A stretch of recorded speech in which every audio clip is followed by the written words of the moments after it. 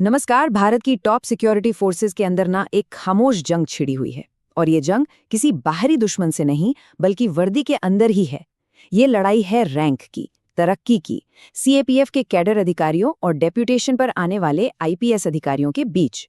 तो आइए जरा गहराई से समझते हैं कि आखिर ये पूरा मामला है क्या। लेकिन इस पूरी बात को समझने से पहले एक बुनियादी सवाल, आखिर ऐसा क्या हो रहा है कि जो लोग देश की रक्षा की कसम खाते हैं वही अपनी नौकरी बीच में छोड़कर जा रहे हैं? यही सवाल इस पूरी कहानी की जड़ में है। इसका जवाब ना आंकड़ों में मिलता है और आंकड़े वाकई चौंकाने वाले हैं। पिछले सिर्फ 3 सालों में 20,000, जी हाँ 20,000 से भी ज्यादा अधिकारियों और जवानों ने सेंट्रल आर्म्ड पुलिस फोर्सेस यानी सीएपीएफ से या तो इस्तीफा दे दिया है या फिर वॉलंटरी रिटायरमेंट ले ली है। ये कोई छोटा मोटा आंकड़ा नहीं है, ये एक बहुत बड़ी और गंभीर समस्या की तरफ इशारा कर रहा है। तो आखिर इस पूरी समस्या की जड़ है क्या? यहीं से हमारा पहला सेक्शन शुरू होता है, सीएपीएफ बनाम आईपीएस। देखिए, ये लड़ाई कोई नई नहीं है, ये दशकों पुरानी है और उसकी बुनियाद टिकी है रैंक और प्रमोशन के मौकों पर। एक तरफ है सीएपीएफ के अपने कैडर ऑफिसर्स जो फोर्स को जमीन से जानते हैं, और दूसरी तरफ है आईपीएस ऑफिसर्स जो कुछ वक्त के लिए डेप्यूटेशन पर आते हैं। पूरा मसला 2 शब्दों में सिमट जाता है, ठहराव और डेप्यूटेशन। यानी एक तरफ सीएपीएफ के वो अधिकारी हैं जो प्रमोशन के लिए सालों साल इंतजार करते रहते हैं, और वहीं दूसरी तरफ डीआईजी, आईजी और एडीजी जैसी टॉप पोस्ट्स पर अक्सर वो आईपीएस अधिकारी आ जाते हैं जिन्हें अपने कैडर में जल्दी जल्दी प्रमोशन मिल जाता है। और ये फर्क कोई छोटा मोटा नहीं है, बहुत बड़ा है। जरा सोचिए, एक आईपीएस ऑफिसर को डीआईजी बनने में लगते हैं करीब 13 से 14 साल। वहीं एक सीएपीएफ कैडर ऑफिसर को उसी पोस्ट तक पहुंचने में 25 से 30 साल लग जाते हैं। मतलब सीधा सीधा 2 गुना वक्त। जाहिर है, यही असमानता सबसे बड़ी निराशा की वजह बनती है। तो अब सवाल ये उठता है कि इस धीमे प्रमोशन की, इस रुके हुए करियर की कीमत आखिर कौन चुका रहा है? देखिए, ये सिर्फ एक सिस्टम का मुद्दा नहीं है, इसका सीधा असर उन लोगों पर और हमारे पूरे सुरक्षा तंत्र पर पड़ रहा है। और इसके सबूत भी आंकड़ों में ही मिलते हैं। पिछले 5 सालों में वॉलंटरी रिटायरमेंट यानी वीआरएस लेने वाले अधिकारियों की संख्या में 25%, जी हाँ 25% की बढ़ोतरी हुई है। ये साफ दिखाता है कि लोग सिस्टम से इतने निराश हैं कि अपना करियर पूरा करने के बजाय नौकरी छोड़ना बेहतर समझ रहे हैं। और इस हताशा के पीछे की वजह बहुत सीधी और मानवीय है।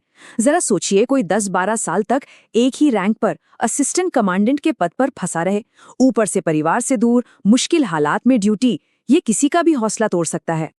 लेकिन इस बढ़ते फ्रस्ट्रेशन के बीच कहानी में एक बहुत बड़ा मोड़ आया। ये मोड़ तब आया जब ये पूरा मामला पहुंचा देश की सबसे बड़ी अदालत यानी सुप्रीम कोर्ट, और कोर्ट ने एक लैंडमार्क फैसला सुनाया जिसका मकसद था न्याय और बराबरी लाना। सुप्रीम कोर्ट का जो आदेश था वो 3 बड़े पॉइंट्स पर टिका था। पहला, सीएपीएफ को ओजीएएस यानी ऑर्गेनाइज्ड ग्रुप ए सर्विस का दर्जा दिया गया। दूसरा, एनएफएफयू लागू करने का हुक्म दिया गया। मतलब अगर प्रमोशन नहीं भी मिला तो कम से कम सैलरी का नुकसान तो ना हो। और सबसे जरूरी बात, कोर्ट ने सरकार से कहा कि टॉप पोस्ट्स पर आईपीएस कोटा कम किया जाए और सीएपीएफ के अपने अधिकारियों को प्रमोशन में प्राथमिकता दी जाए। अब लगा कि शायद चलो मसला सुलझ गया, लेकिन कहानी में एक और ट्विस्ट बाकी था। सरकार एक नया बिल ले आई और इस बिल ने समझिए कि इस पूरी आग में घी डालने का काम किया है, और हालात पहले से भी ज्यादा तनावपूर्ण हो गए हैं। कैप अधिकारियों का तो सीधा सीधा ये कहना है कि ये बिल और कुछ नहीं बल्कि सुप्रीम कोर्ट के उस बड़े फैसले को बेअसर करने की एक कोशिश है। और अब बड़ा सवाल यही खड़ा हो गया है कि क्या एक कानून बनाकर अदालत के फैसले को पलटा जा सकता है? अब इस नए बिल को लेकर जो डर हैं वो भी समझ लेते हैं। पहला डर तो ये है कि इससे आईपीएस का डेप्यूटेशन और दबदबा परमानेंट हो जाएगा। दूसरा और शायद सबसे बड़ा डर ये है कि कैडर अधिकारियों के लिए डीजी और स्पेशल डीजी जैसे टॉप रैंक्स तक पहुंचने के रास्ते हमेशा के लिए बंद हो सकते हैं, और ये सुप्रीम कोर्ट के फैसले के बिल्कुल खिलाफ जाता है। तो अब ये लड़ाई सिर्फ डिपार्टमेंट की दीवारों के अंदर नहीं रही, इसकी गूंज अब सड़कों से उठकर देश के सबसे बड़ी पंचायत यानी संसद तक पहुंच गई है। और हाँ, अब ये एक बड़ा पॉलिटिकल मुद्दा भी बन चुका है। जाहिर है, इस मौके को विपक्ष ने भी उठाया है। राहुल गांधी और मल्लिकार्जुन खड़गे जैसे बड़े विपक्षी नेताओं ने सरकार पर सवाल उठाए हैं और सीएपीएफ अधिकारियों की प्रमोशन की मांगों को अपना सपोर्ट दिया है।